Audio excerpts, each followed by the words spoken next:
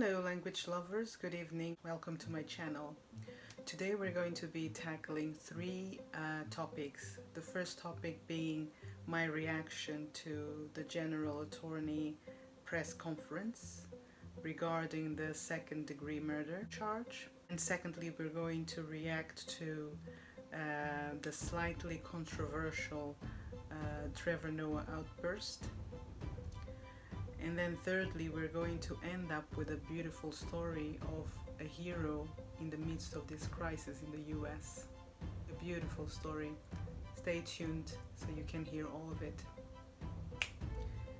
Now, let's start with what's very important. The fact that the charge has been upgraded to second-degree murder. Are we happy? Because it looks like it went up, second-degree murder? No, we're not happy.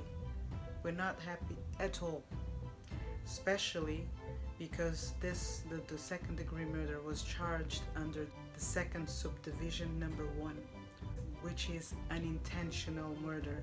So we're still dealing with negligence here. They're trying to avoid intention, because once they get to intention, they will have to deal or face the fact that there was premeditation, and then straight away we land on the first degree murder. That's what they're trying to avoid. Seems like there is a protocol between all these parties that deal with the investigation and the prosecution. The American justice system and the police, they seem to plot against black people. There is obviously an institutional racism in place, and that proves it, because if you listen carefully, Mr. Ellison said that it was very hard to prosecute a police officer with murder. So my question is, why is that? Why is it very difficult? It can only be due to politics. Otherwise, I mean, if you kill, you have to be charged, regardless of your status, right? That's democracy. So by saying that it is very difficult to prosecute a police officer for murder, you are indicating us that you are not the free world that you've been claiming to be for ages, isn't it? You've lost that quality, if you ever had. Anyway, so according to this second division number 1, the killing must have happened negligently as a result of or during the commitment of another felony. In this case, they are planning to have the assault as the first felony, and then the killing as the second, not the second, but as a result of the felony. So the assault becomes the main charge, let's say, and then the killing is a negligent result of that assault. Does it make sense? No, it doesn't. You should highlight the murder and not put it at secondary position. I do not agree with that, and I'm sure that there are many other jurists or lawyers that would not agree if they are being fair with what happened and with the law. Okay? So this is a trick. This is to defend themselves as a class. Okay? There has been first degree murder. There has been intention there. And as I explained on my previous video, which you can see probably here or down below on the comment box, I'll see what I can come up with. I mean, I've never really tried to put a link here or here, so I'll try to do it in this occasion, and if it doesn't work, well, I'll always link it down below so you can go and check it out, okay? Anyway, so yeah, so I'm not very happy, and I really hope, because obviously the investigations are undergoing, and this means that we can still go up to the last step that we all are dreaming about. Okay, so that's it, that's that. Number 2, Trevor Noah. It seemed like some people, or many people, wanted to understand his outburst as condoning violence, but that's not the case. By no means he condones violence, okay?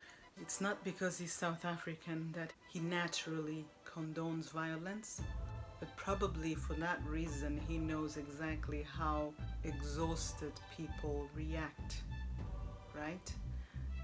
What he tried to say was that the looting indiscriminately is a final resort, is the final outburst, is not the first resort once being challenged with a problem for the first time. If it is the first time, you don't go out looting private property, okay? That's not what he's condoning.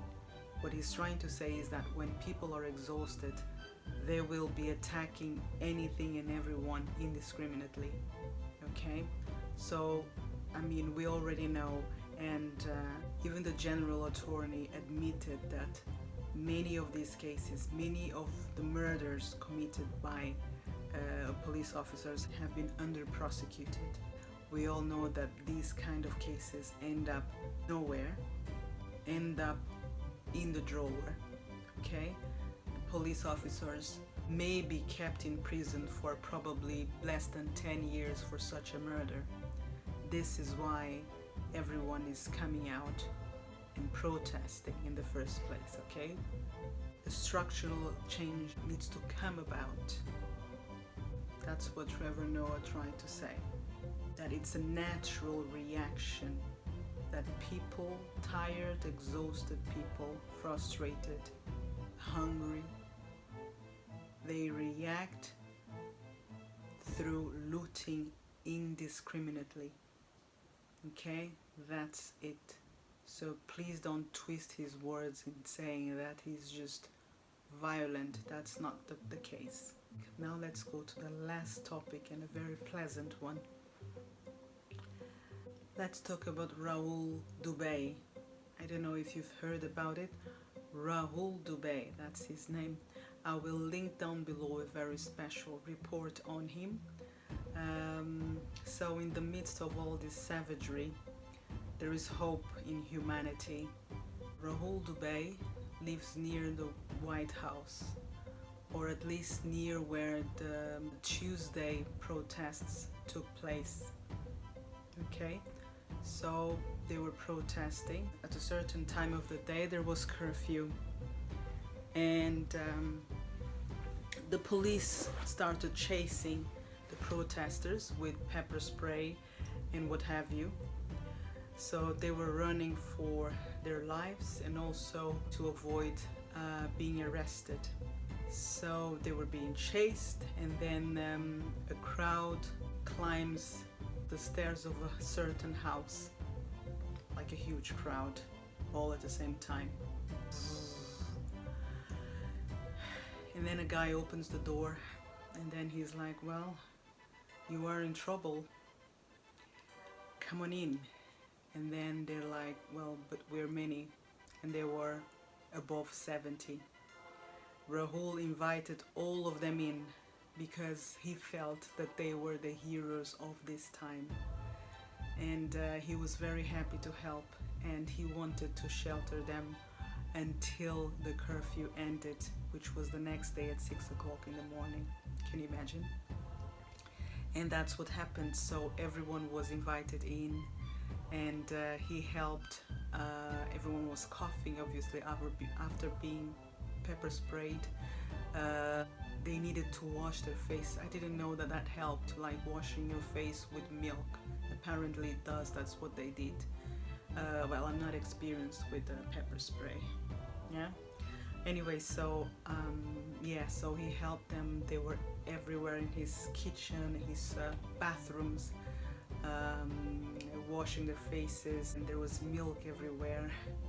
And yeah, it's a beautiful story.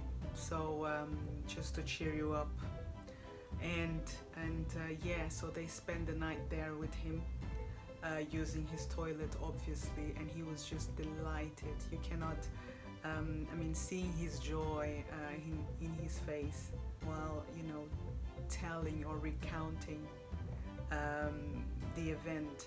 And he also tells that they've obviously they've spoken about the wonderful beautiful actions that they were doing, and they've ordered pizza and they had fantastic evening, and then once it was around 6 o'clock he let them go anyway. But they were everywhere. They were in the they slept, some of them slept in the luckily it's summer, so some of them were able to spend the night outside in the backyard. And yeah, so it was just a beautiful story and emotional. So let me know if you know about more beautiful stories like this, or let me know if you can top this story. The hero here is Rahul Dubey, and sorry, all the protesters are heroes. I know that, and I thank you for that, because you're also protesting for the recognition of my humanity by racist authorities. Okay, thank you very much.